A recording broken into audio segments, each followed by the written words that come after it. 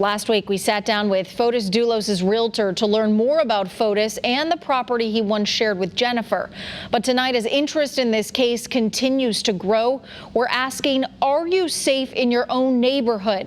How you don't always know what goes on behind closed doors.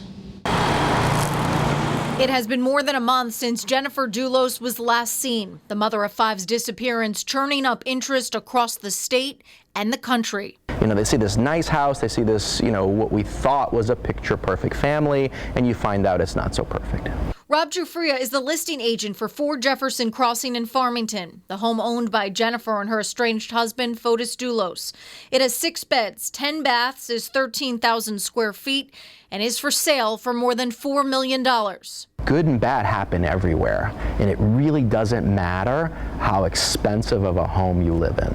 In addition to the Dulos case, Giuffria points to a recent incident on Stoner Drive in West Hartford.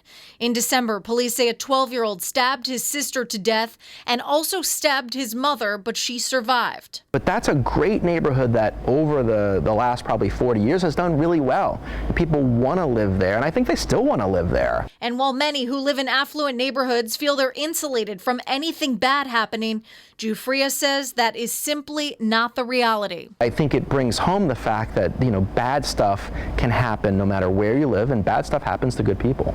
Now, as Dulos and his girlfriend Michelle Troconis face charges in connection with Jennifer's disappearance, Dulos' attorney had this to say in an interview with Eyewitness News last week. I think whenever an upper middle class white woman suffers violence in paradise, in a privileged community, everyone feels at risk, because isn't that the life we're all aspiring toward?